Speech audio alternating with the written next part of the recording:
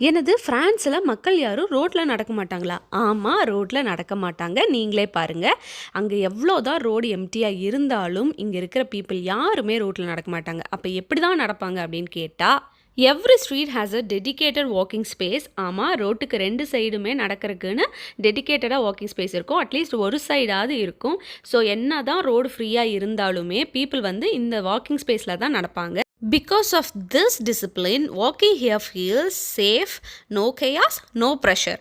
Vehicles பற்றி கவலையே பட வேண்டாம், ஜாலியாக நடக்கலாம். அப்புறம் எப்படி பீப்புள் ஒரு ரோட்லேருந்து இன்னொரு ரோடு கிராஸ் பண்ணுவாங்க அப்படின்னு கேட்டால், they use the pedestrian crossing. You can see இங்கே பாருங்கள், நிறைய இடத்துல தேவையான அளவுக்கு பெடஸ்ட்ரியன் கிராஸ் இருக்கும். அதை யூஸ் பண்ணி தான் பீப்புள் எல்லாருமே இங்கே கிராஸ் பண்ணுவாங்க.